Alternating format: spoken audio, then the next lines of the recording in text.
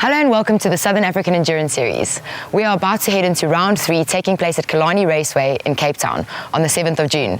As you know us, my name is Nadine, this is Prince, and this is Chloe. Yeah, we've had an exciting rounds 1 and 2. A sort of pecking order has been established, it seems, but you can never predict or expect exactly what's going to come down. And next ahead of us is round 3, and Chloe had a bit of a chat with some of our competitors to see how they're preparing going into Killarney. Yeah, no, it was definitely exciting. I mean, conversing with the riders and the drivers, one thing that is certain is that we're expecting a full grid and everybody's full swing. So let's quickly find out what they had to say.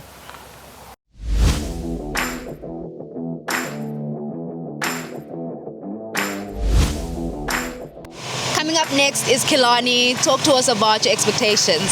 So I haven't ridden it since 2019, but also a track that I do like, and I'm also looking forward to that one. I can't wait. So last time I was in Killarney was 2014, so looking forward to it, and I know that is the fastest track in South Africa besides East London, so very excited for that one. To be honest, I've never been to Killarney, so it's going to be a new thing for me. It's all about learning the track, and then we will see how fast you can go from there. Yeah, look, I enjoy Killarney. I've been there many times. Totally different track, different people there. I think we'll have more cars there. It's a little bit bumpy here and there, but it's a high-speed track also. And I think we should do better there, but I drove there more than I drove here. Yeah, so hoping we can do better. And Cape Town is also my hometown. I live in Cape Town and I live in Durban. I work in Durban, I live in Cape Town. So I'm going to be there tomorrow night. It's got a technical section, then it's got that long back straight. So it's got a nice mix of corners and high speed things. The Cape Town boys camp there, and I'm half in that camp now because I commute. I work in Joburg, but I live in Cape Town. So I call it a home race for me, and we're going to try and get a bit more experience on the track there. But I think we'll have more guys there. Then I should hope that we'll have at least 12 to 15 guys just in the cup race, because the Cape Townians will dust their cars off again and come and play with us. So I'm looking forward to it. I think it'll be an amazing race as well. Well, a bit of history about Killarney. It's quite a popular racing circuit amongst the competitors. The speed is the first thing they'll point out to you. The bumps is also one of the things they'll point out to you. Yeah, the characteristics of the track come from, I guess, heritage. It's one of the few tracks in the country that actually hasn't changed since the beginning, since close to day one, which is around 1960. Yeah, the track was built in 1947 and then upgraded in 1960 to meet the FIA requirements. Yeah, so it's been 78 years that we've had it in this guise. For sure. So all the nicks, the kinks, the bobbles, the width has been extended a bit. It was a bit more narrow, of course, back then, but now it's been widened. A lot of cosmetic additions to it. We've also got a karting track, there's an oval track, there's a drag strip. And funny enough, it actually started as a drag strip because the Car and Bike Club at the time, in around 47, you said, basically asked for permission for the city to actually use it as a sprinting venue. Yeah. And then from there, it just snowballed into what we see it as today. I just wanted to say, the last time the series was there was 2022. So I definitely think all of our competitors are looking so forward to getting back to Killarney.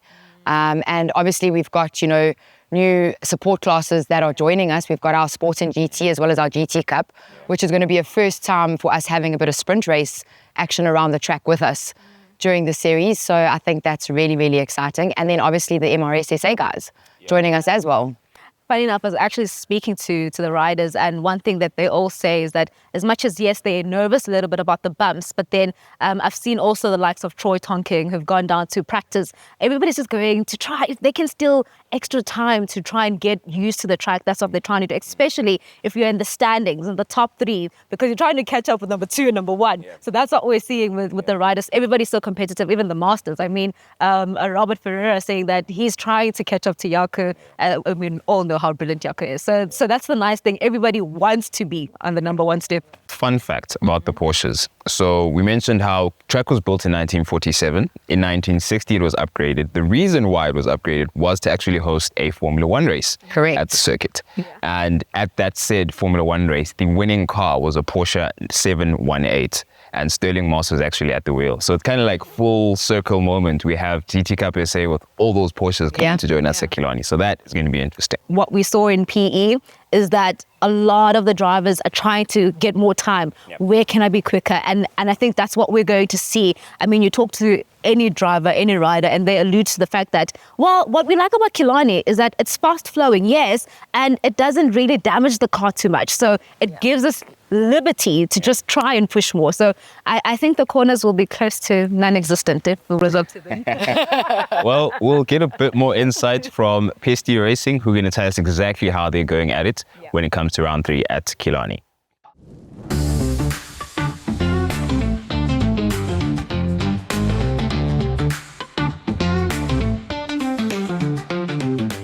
So we're at home with Team Pesty Racing, and I can't help but get a sense of time when I'm in this place. It feels homey and it feels like a lot of history behind motorsport. Where does it all start, gentlemen? In 1970, as a family, we moved to Velkom and stayed across the road from a guy by the name of John Kleinschmidt, who was involved in rallying. And he used to come and fetch us from school in the back of his Volvo and make handbrake turns in the parking lot, slide it across the parking lot, and then drive out. And since then, the whole family, it's been continuous. We then moved, we stayed across the road from a gentleman called Ian Oret, who was he headed up what they used to call AA Motorsport. He was involved with the guys that built the old Goldfields Raceway. So everybody, it was a thing. We grew up on Goldfields Raceway to a certain extent. So, I started racing Formula V's, then started rallying. Horam then went to varsity, started rallying. In the 80s, we started rallying. Francois used to navigate for Frank Lindemann and a couple of other guys, and that's how we got involved in the rallying scene. Okay. Yeah, in fact, I was in the Volkswagen dealer team at one point in time as a navigator. The first couple of years, we basically did quite a bit of rallying and the off-road stuff. And then Boren started when he was big enough. He wanted to race bikes. Yeah. So we started with him on bikes, and I don't know, he did a lot of races as well. So, we've been doing it. But it's just a hobby. It's like just for fun. You do have to take it seriously on the end of the day. When you start competing in the bigger leagues, you got to up the game a bit. 100%. But you still got to make it fun. Yeah. So that's the big thing. We try and go and have a bit of fun at least and see how well we can do. So that's basically the bottom line. I started flat out on the bikes in 2012 about.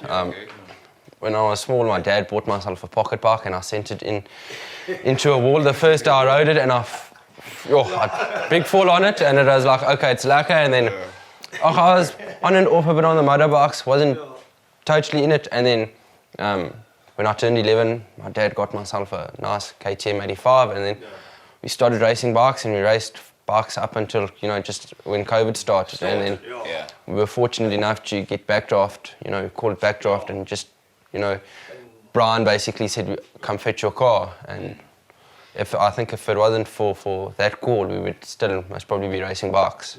Wouldn't even have had the opportunity. It was a great opportunity from backdraft that we got. We wouldn't have actually been able to do it in any other way. The support we got from Tony and Brian's been great. They've really supported us through the last couple of years.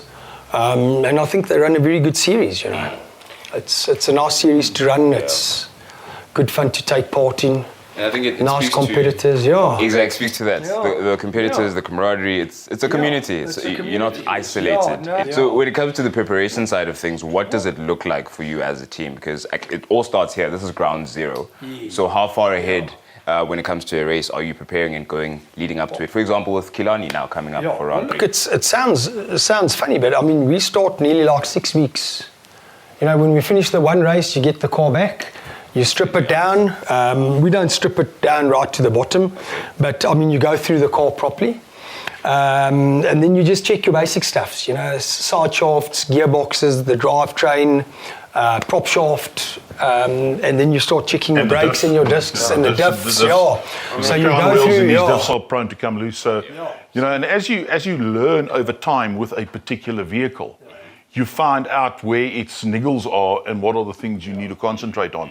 And that's what you start with. The process, as Horam was explaining, starts directly after the previous race. Car gets, and if the body's got to come off, the body comes off completely, and that's what they do. And Horam does all the preparation. Yeah, basically the car comes here, we wash it, give it a quick clean, and then obviously after a weekend you generally know if something broke or hasn't broke. So generally when something breaks, you know where to start.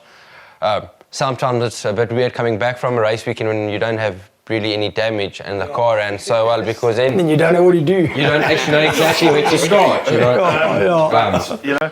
The thing is, we've also been able to work out. You start working out over time how many hours a certain component lasts, and you change it in any case. You change a wheel bearing after 15 or 16 hours of racing. That's it. You do it.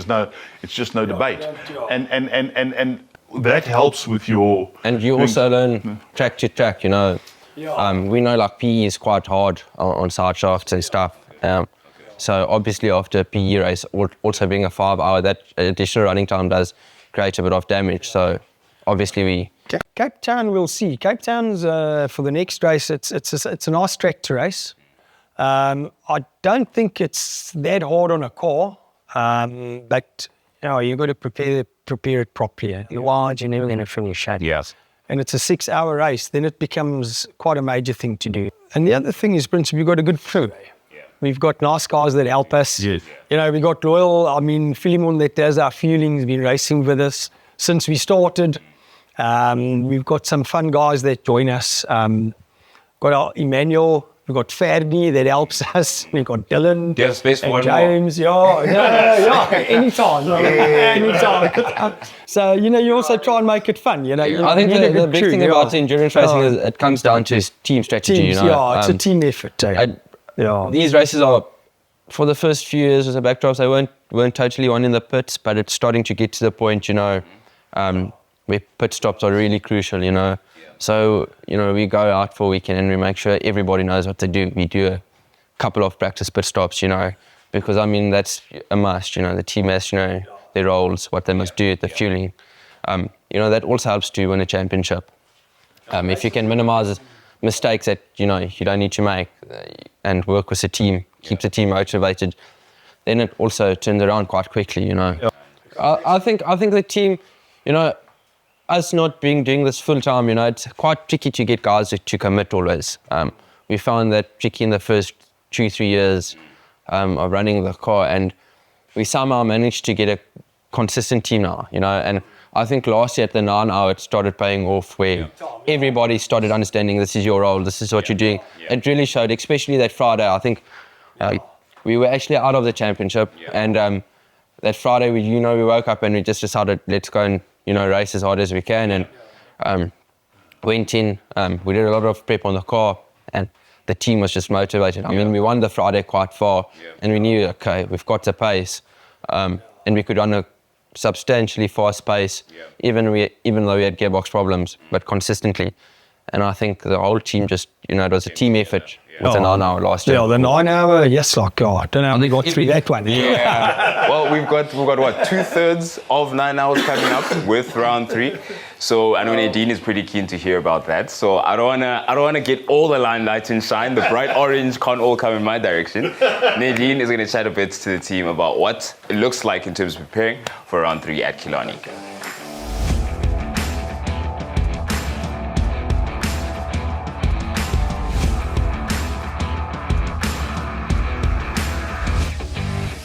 First things first, before we talk about points, I don't think I've ever heard of a team that have had such troubles with the gearbox consistently every single race, yet still managed to bag 2 championships.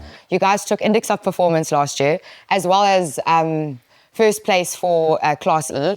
How does that happen? Is it luck? I think last year we were super unlucky with boxes. I think it was more maybe from backdraft side that that the boxes just broke last year. I think it just was a general issue which we occurred, but it was around it's all the cars. It wasn't just our car, so it was unfortunate. But I know it was the same for everyone because everybody had issues. Same issue, yeah. So even playing field. Well, it does. Well, the big thing is, I think on the end of the day, endurance racing, when something happens, you've got to be able to make a plan. And with the cars getting stuck in, we basically always get stuck in 5th gear or whatever. It's still a drivable car.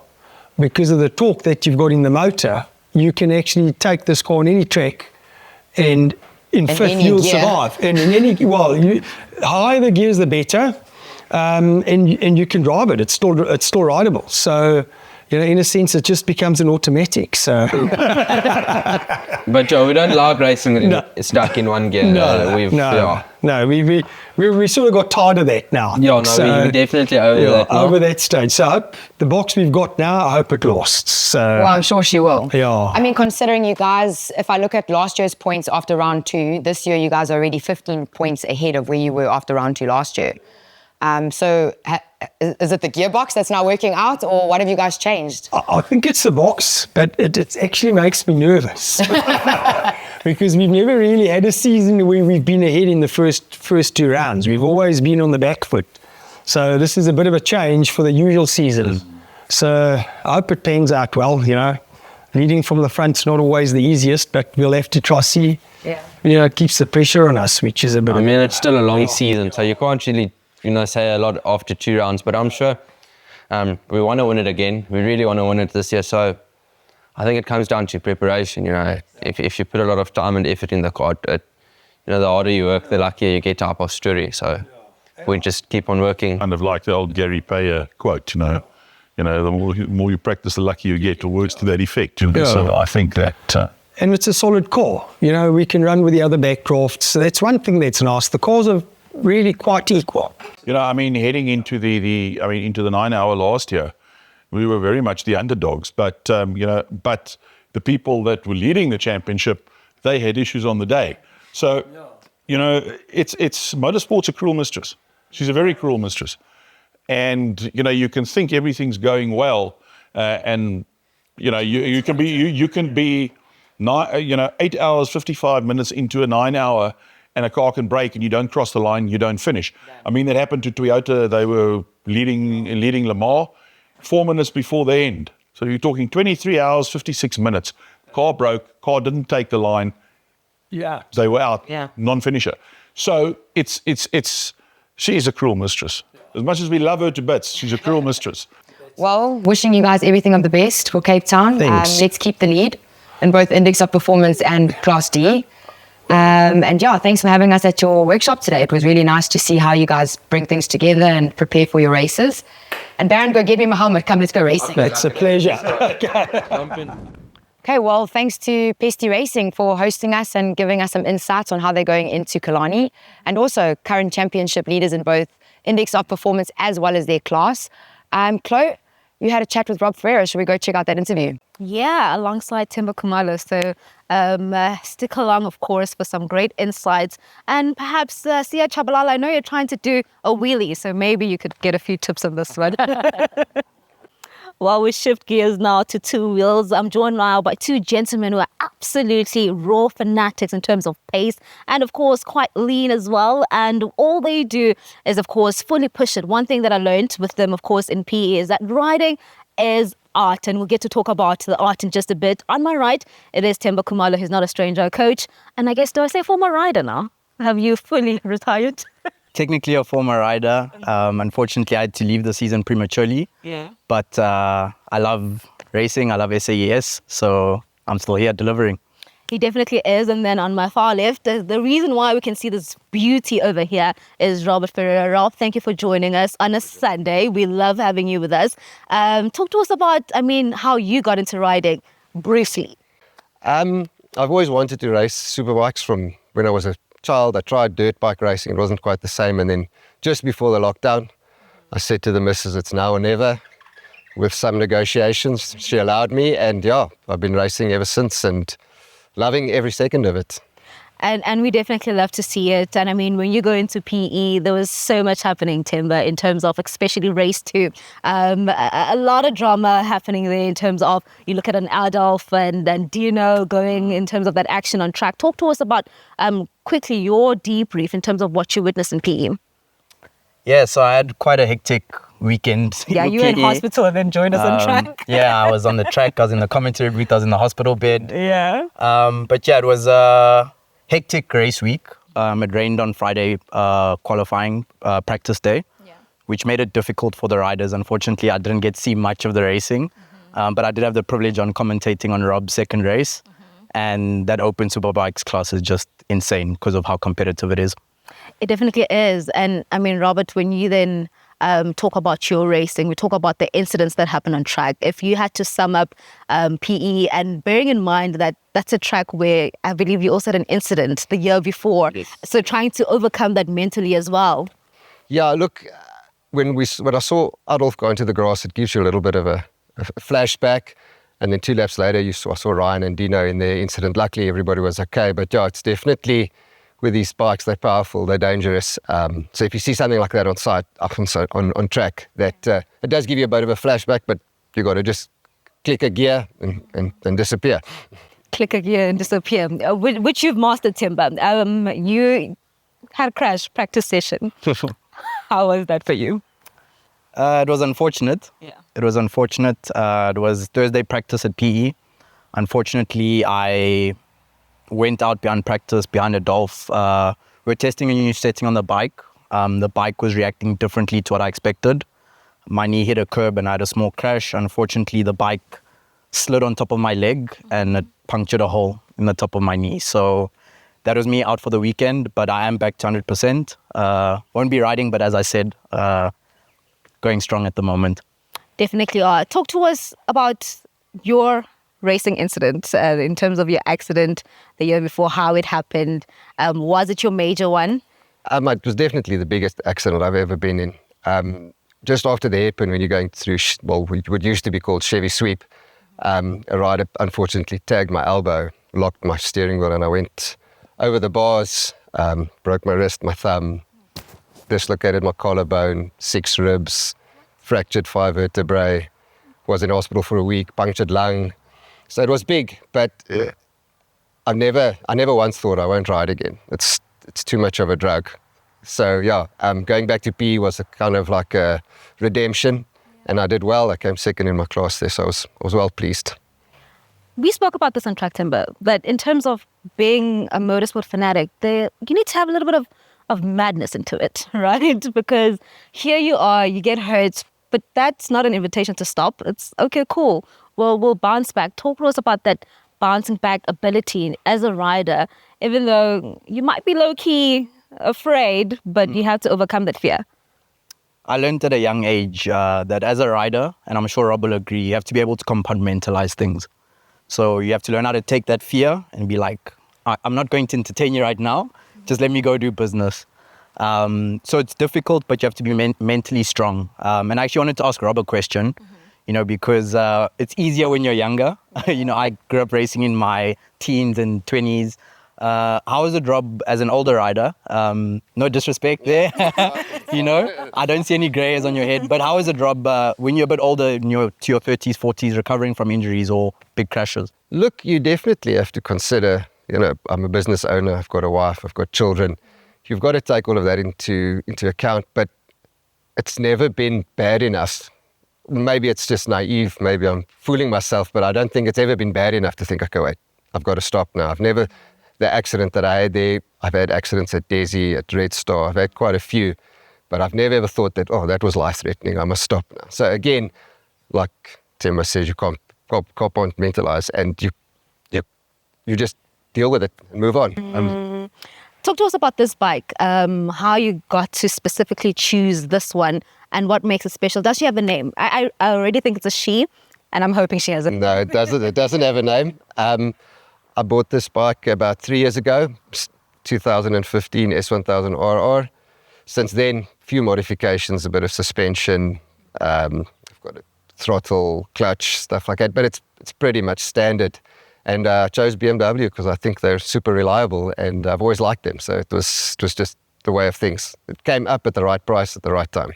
Relationship with the kids, how do they feel about the bike? My youngest, very, very keen. She always wants to come to the races with me. The teenager, not so much. I suppose it's not that cool anymore. No. But my wife is supportive. The kids are supportive. So yeah, we see it as a family affair. So they come with me to the racing. And it's a family affair, as it's always been. You're currently second in the standings in the Masters Championship. Talk to us about the competition around you. Yeah, it's been tough trying to catch number one. Jaco Gous is a fast rider. I don't know if I'm going to get there. I'm trying my best. He's a very disciplined, very pinpoint rider. The rest of us, I would say, we're all evenly matched. So I've been lucky thus far to be in second position. So yeah, I'm trying to catch Yaku, but it's going to be a bit of work. But I'll maybe a year or two, I'll get there. We're preparing for Killarney. A lot of the riders, a lot of the drivers are also quite excited about it, saying that it's one of an old track and really true characteristic of course, a special track. We haven't been there, myself and Rob, you've been there. But from your conversations with some of the competitors, what are you looking forward to and what are you hoping to master? Look, I'm very excited because I've never been there. I think it's the only big track I haven't ridden in the country, so I'm excited, but equally nervous. You hear the stories, it's bumpy and the wind blows but it's fast and it's flowy, so I hear. So I'm very excited. I want to go see what I can do. I enjoy the coastal tracks because obviously these things make so much more power down there. So yeah, I'm excited. I can't wait. I was going to go last year to a different series, but I couldn't go with the injury. So I'm super keen this year to get down there. I'm glad you're doing it with us first. Yeah. And then you've been there before. What makes Killarney so special? Where to start? Turn 1, I think.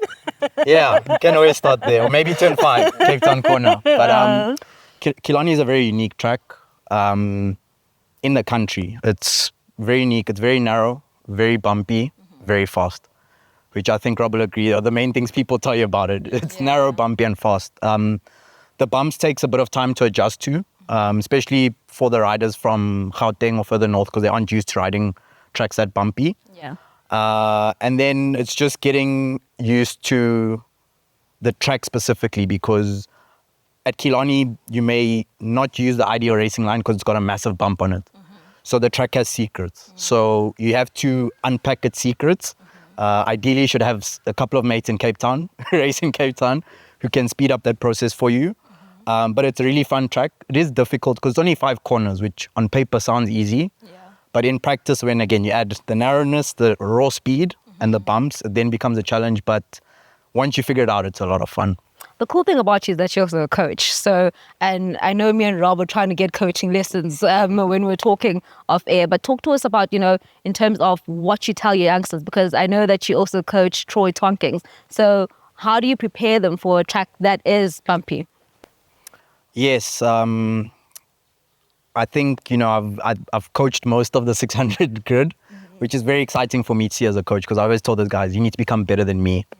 I try to keep it simple. There's a riding technical element of it, but then there's a more personable mental side of it.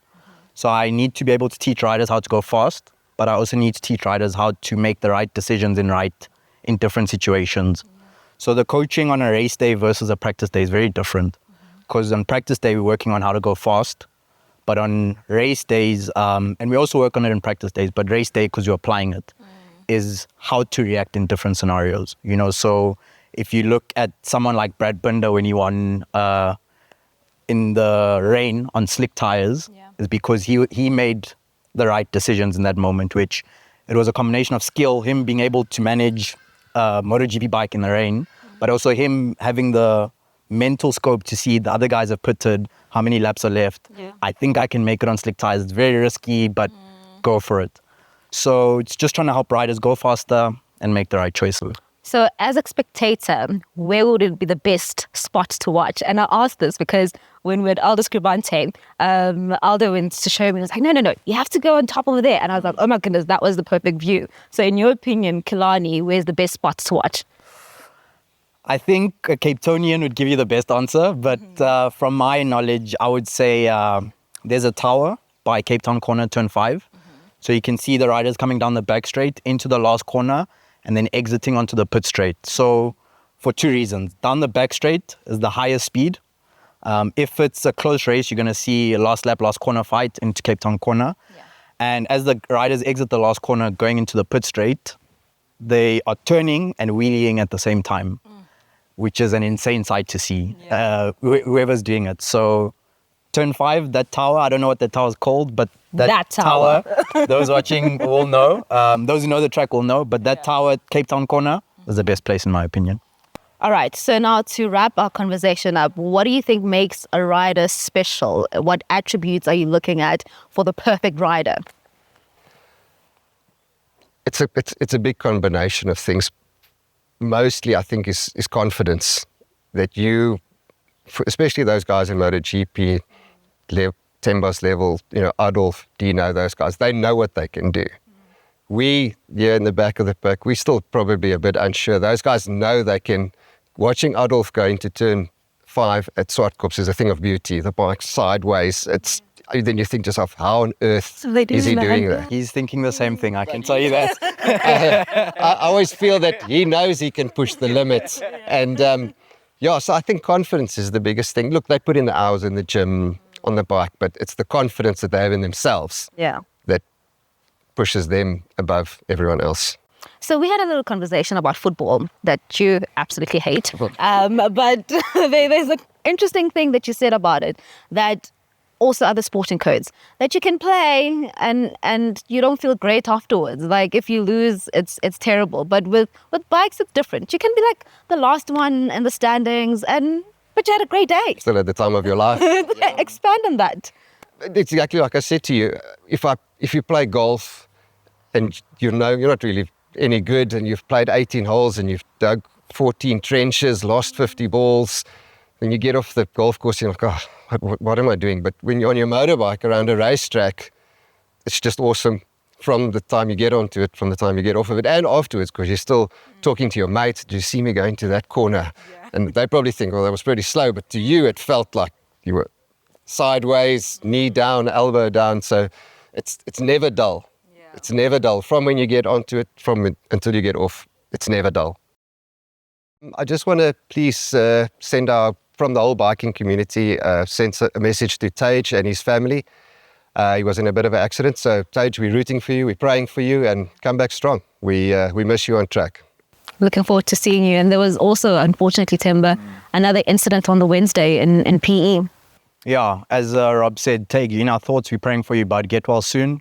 And to Uncle Sean Peterson as well. He also unfortunately had a big one at PE. I did have a chat with his wife last week. He is recovering. He should be making his way back to Joburg soon. So Uncle Sean, Tage, get well soon, guys. You're in our thoughts and prayers. And everyone at the track is thinking about you guys and praying for your speedy recoveries. That was an interesting chat from Temba, Chloe and Rob. Now we're going to hear a bit more from G&H Transport, who have yet to put a mark on the scoreboard this year. So a lot of pressure for them going into Killarney. Let's hear what they have to say.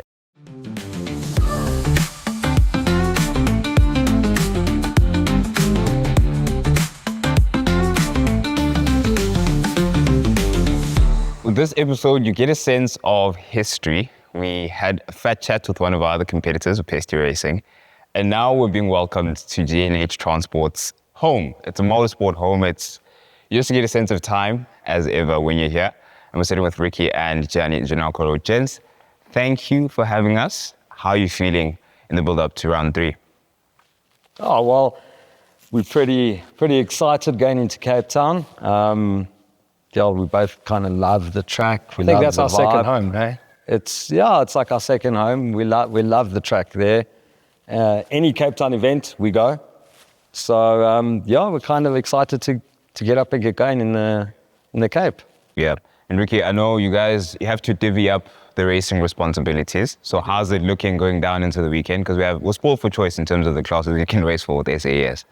Well, I think for us, the way I've decided to go is we're going to do the 6-hour endurance with the Audi, and we've got my dad participating in the Porsche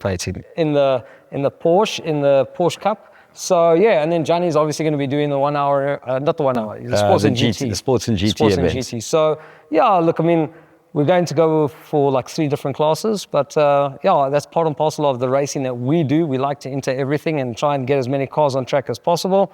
So, we're super excited to take everything down to Cape Town.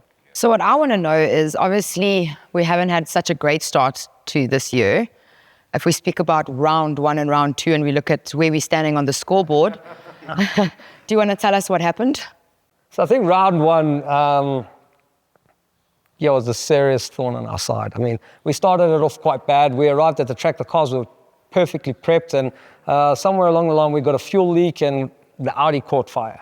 So we had the good old McLaren as backup, and we decided to roll out the McLaren just to replace the Audi, and then I think we qualified fifth. Yeah, we were fifth. We were fifth. We qualified quite well with the McLaren, but I think 45 minutes into the race, we broke a gearbox.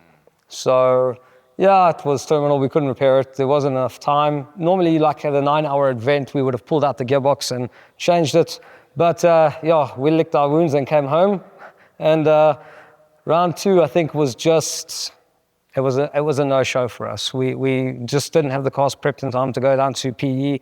So yeah, we're hoping to make amends now in Cape Town and possibly finish strong and get in the top 5, hopefully.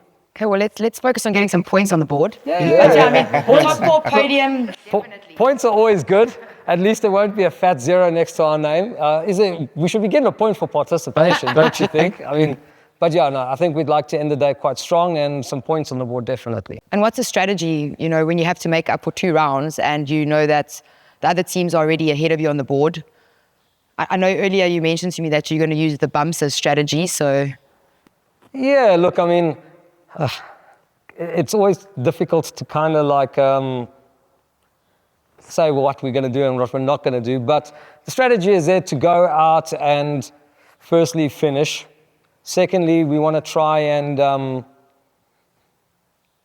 finish in front of the guys that are in our class. I know we normally have Samlin when we're in Class B. They're with us. I'm not too sure. I don't think they've entered into that class. So there's one advantage. You know, they're good friends of ours, and you know, if they're not with us, it's okay. We'll reap the benefits of them not being there. But yeah, majority of our strategy is just to finish and score as many points and try and get this car on the podium and as close as possible to the front. Okay. And Journey, I know you guys have an affinity for Killarney, and it's one of those tracks that hasn't changed over time, similar to, I think, round 2 with PE, Aldous Kubanti rather. Also, it bears that sense of history and that old school feel. What about Killarney is the trick for you to nail it and get that consistency and get past the bumps that people are so worried about? Look, I'll be honest with you. I think the main thing with Killarney, everyone keeps saying the bumps. Yeah, you know, if you stick onto the right-hand side of the track going down into Cape Town corner, it would be, it's a lot more level. I think the trick to Killarney would be coming out of the sorrel sweep, try to carry as much speed as possible. And then the exit of Cape Town corner is also very, very important. We have found with the GT cars that the harder you are on the accelerator coming through sorrel sweep, the faster the top end is down the back. And I think that's where we'll gain a lot of places. I mean, the R8's no slouch in the straight line speed. So, yeah, we can only hope for the best. And, you know, hopefully my teammates, Ricky and Ant, can, you know, we can all be within each other and try to keep it as consistent in terms of speed-wise. But I think that's also from our side. Myself, Jenny, and Ant, we're quite familiar with Cape Town.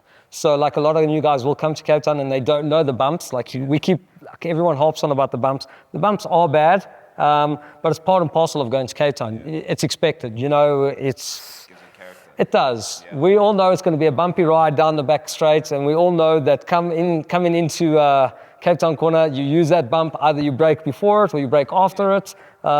It's a great marker. You don't even have to look at the boards, the 100 meter, the 50. You know, when you hit that bump, you've got to brake. So, yeah, I mean, I think that's part and parcel of Cape Town, and I think it's, for some, they hate it. Some, like us, we like it. I mean, like we said, Cape Town is our second home, and we use that to an advantage because we kind of get sort of like a second home sort of vibe. So we know it that well. So we know the ins and we know the outs, and we know, like Johnny said, when you hit the back straight, you must stick to the right-hand side.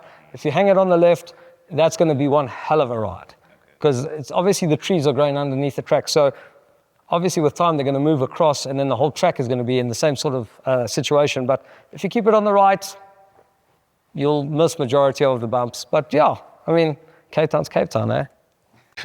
Absolutely. Well, a final question from my side.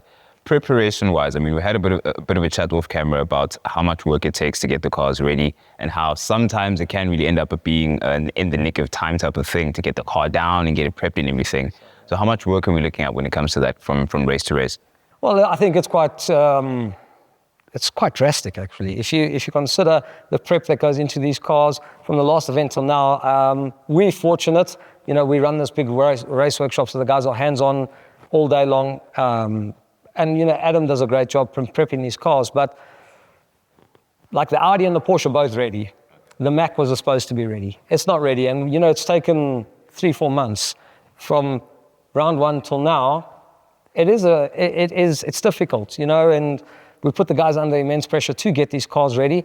But if you don't have the right workforce behind you, or the team that we have, you know, I can put myself in the predicament of backdraft. I mean, they've got to prep 5, 6, 7, 8 cars. It's got to be difficult. Just with us, with the 2 cars going for next weekend, we're cutting it fine. We're lucky right now that the Audi is finished, and so is the Porsche. But even just today, the Audi was on the dyno getting its last bit of like work done because we were worried about temperatures. We've been out 3 times to test the car in the last 2 weeks just to make sure everything's hundreds. So, you know, now it's down to the nitty gritty. Now it's to have the tires put on the rims, get the fuel rigs ready, get the teams ready, get accreditations done. So we're lucky that we will get out of here by next week, Wednesday, because the cars have got to be in Cape Town by Thursday. So late breaking. It is, yeah, very much so. We'll break after the bump. So, yeah, look, you know, we also it's important our cars get down to Cape Town because with the altitude change, you've got to go down there and we've got to get the cars dialed in. I mean, we've got our guy down in Cape Town, Paul Bespier. He's going to go through the cars. He goes through the management, make sure everything's all right. So, yeah, it's not just you snap your fingers and you're there racing. So, luckily, you know, like Ricky said, our R8 is mostly an endurance car. So, we're very fortunate that it stays in a certain trim, you know, between races. You know, if you have to start moving him from a shorter race distance to a longer race distance, like from a 6-hour to a 9-hour, then you've got to start looking at the lights and the bumpers have got to get changed because obviously the spotlights. But yeah, luckily we've left our Audi pretty much for the longer endurance races. Yeah, we're fortunate like that because, I mean, we have a selection of cars. You know, I don't want to sound big-headed or something, but we have cars for sprints and then we have a dedicated car for endurance. So we are very fortunate that we can concentrate on the cars for endurance and we're very fortunate that we can concentrate on certain cars for sprints. So it does iron it out and make it a bit easier, but inevitably we're all under one roof. It's immense pressure under everyone. Well, I mean, now mentioning one roof and sprints, let's talk about you. And so you've also entered the Sports and GT Cup, but you haven't entered under the G&H Transport umbrella. You've entered under the Stradale umbrella. How is that jumping between different umbrellas and also just between different races and cars and, I mean, from sprint to endurance?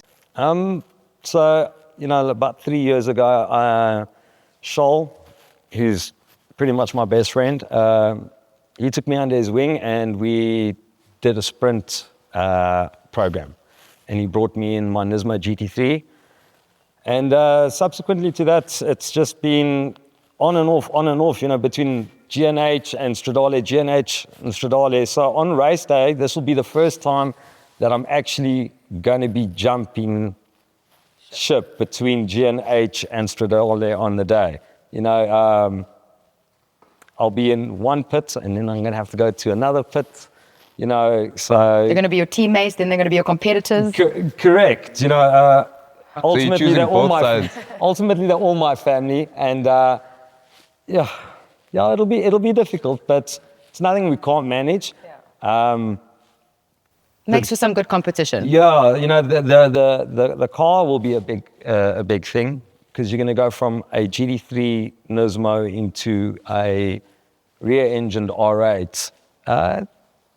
Going to have to do a lot of practicing on Wednesday, Thursday, and Friday. So, yeah, I'm looking forward to it. And tell me, doesn't something like that take it out of you at the end of the day? You know, doing a sprint and I mean, it's not just one sprint race. You know, I think there's 2 to 3 races and then jumping into a 6-hour endurance, you must be absolutely finished. It is. It's hard. Luckily, you know, I think we've got a strategy that I'll probably start the race, the endurance, and have the last hour. So I'll have quite a bit of a gap to recover between my sessions and my stints. And then I'll leave the hard work to Ricky and Ant. You can go down to the beach and come back. Yo, it's gonna. Wouldn't he love that? It's gonna be a long day. It's gonna be a long weekend for me. But that's what I think. What I enjoy most about SAS is that I can just go and drive any one of my cars in any category on the weekend, and you're not limited. I'm not limited, and value for money, it makes viable sense. I like doing that.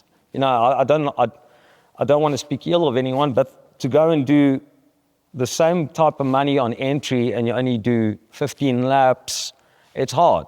Where they say, yes, I have the opportunity to drive the whole weekend. I enjoy it, and I get to take all my cars down and have fun. I think more from our side is we as drivers thrive on the long distance. We thrive on driving. You love driving. I'll go to Cape Town to drive. I want to drive. More seat time, the better. As much as like Nadine says, are you finished? I mean, part and parcel is, we train hard. So every day we're in the gym, we're doing something. The heavens agree. It seems to be. And I think it's just, we like to, as drivers, also kind of like gauge ourselves. I want to feel like I've worked out for the whole day. I want to feel like I've driven. So as much time behind the wheel is great. Whether we're finished or not, it's also a mindset, because mentally it's challenging. It is, especially going into the night. I mean, I remember doing the 9-hour in Killarney. I think my lap times must have dropped off by like 8 seconds a lap. Couldn't understand what was going down. Eventually, you get into a groove and you bug it at the end of the day, but you've got a good result. So I think the worst part of the weekend is waking up on the Sunday morning early to catch a first flight back to Joburg. I have to agree with you. That's the worst. Oh, well, there you have it from G&H Transport. Preparation. Lots of late break after the bumps. After the bumps. After the bumps. Going into round 3. Thank you so much, gents. Thanks, man. Thank you.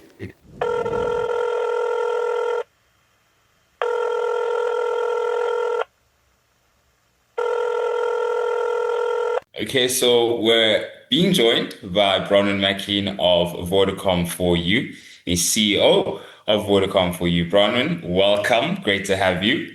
Prince, I'm very happy to be here with you.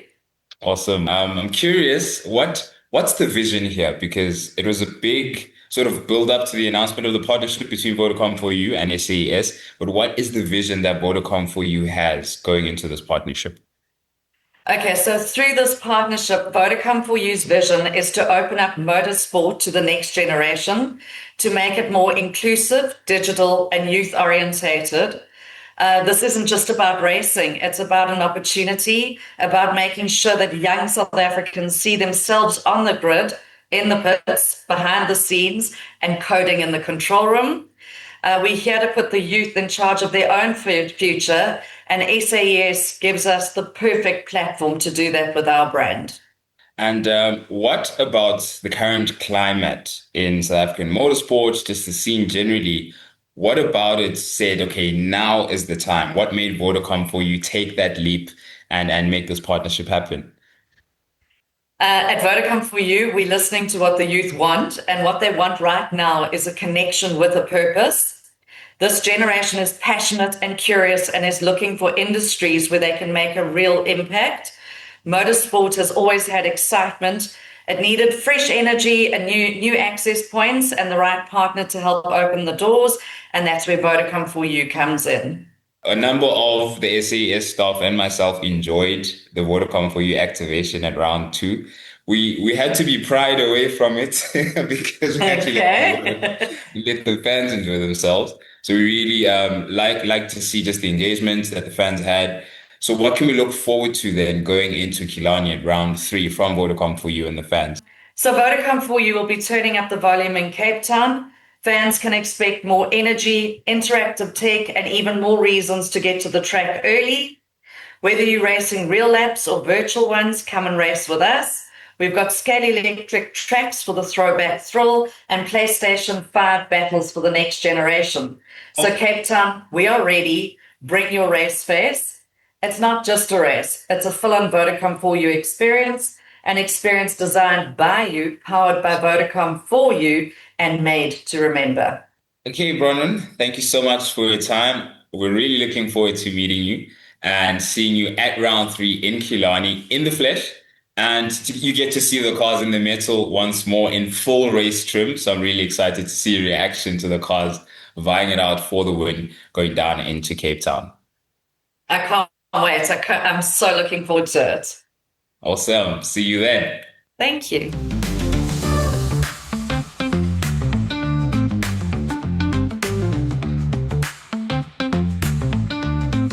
All right, Prince. So tell us who's out, who's in. I'm going to start with Brad Liebenberg. Making a comeback. Yeah, hopping into comeback and sort of in a new rendition of himself with Stradale. Yeah, interesting. That is going to be interesting to see. Teaming up with Charles and Charles and Ari. Yeah, Ari. Yeah, yes. That is going to be fun for those who follow their motorsport. Brad and Charles and Ari, I beg your pardon, not too long ago, both in a go-kart at some point on our local circuit. So that's going to be a nice full circle moment. I'm looking forward to that. Yeah. It's going to be fun. Another go-kart champion, though, also joining us is Michael Steven. Yes, the famous Michael Steven. I don't know, more trophies than... What's a good analogy or a scenario for that? He's got so much silverware in motorsport. Probably more than silverware in his drawers in his kitchen. There you go. Have some of his food with the trophies. How about that? But it's great to see him back as well. I think it's always a happy addition. Get the guys, motivated competition-wise, setting a benchmark that is of some would very comfortably and confidently say an international standard. Yeah. So that's the kind of competition. And he's going to be joining the Rico Barlow team. Yeah, correct. With Rico Barlow. So that's going to spice things up a bit when it comes to the grid. Then Into Africa's also got a surprise guest driver. Axel Jeffries is also coming into the picture. This is going to be so competitive. I'm really looking forward to it. Everyone of an international pedigree. Axel, I mean, his name speaks for itself. He's been in the scene for a long time. Joined us last year, of course, for the SAS 9 Hours, of course, Killarney. And he's back now to finish off where he left off. And seeing him during earlier parts of the season, I think is going to do him some good, I think. Yep. And also give us a sense of just how committed, I'd say, Into Africa are when it comes to defending their championship. Because remember, they are on the back of a strongly fought 2024. And I think they're swinging hard this year to make... Yeah, they're hitting hard. They started hard this year. Yeah. So they're making sure that they keep it at home. Yeah, Axel, I saw on the entry list, is also going to be taking part in the 1 hour dash. Yeah. So that's going to be something new for him, which I think will be quite cool. And Sam Hammond is also... Oh, Daddy Hammond is back. Papa Hammond. I think I like Papa Hammond. Well, we'll see what he feels. We'll both give it okay, I'm going to throw it in there. We'll see. Yeah. But yeah, happy to see him in the 1 hour. Yeah, well, we're nice to see him on track again. Yeah. 100%. And then who's out? Yeah, pretty much no one. We have a packed grid. Yeah. More or less. We're seeing all the same faces, all the most competitive. Our championship leaders are there. And a slight change, of course, for Class B, I mean, because we're not seeing Samlin Racing there. But other than that, we've got most of our competitors still with us. And it's great to see that we'll be there in Killarney in round 3 to welcome all of the fans. Yeah. To come through. It's not very difficult to get there. Nadine, what's the picture on tickets and entry? So you can either purchase your tickets online on our website, saesseries.com. It's 50 Rand a ticket on a Friday. 150 gets you in general access on a Saturday. Or just go ahead and purchase the gridwalk ticket for 450. That is the lowest price you will ever get a gridwalk for. So make sure you grab your tickets. Otherwise, we'll see you at the track on Saturday or Friday morning. You can buy tickets at the track. Follow us on all of our socials to stay up to date. And remember to subscribe to our YouTube channel. We'll see you there. We're going there now.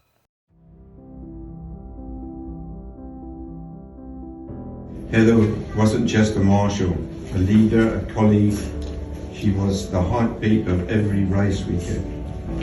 Her passion for motorsport was matched only with her kindness, her fierce loyalty, and her unwavering commitment. She has crossed the finish line with great valor and into the Parc Fermé at Point in the Sky.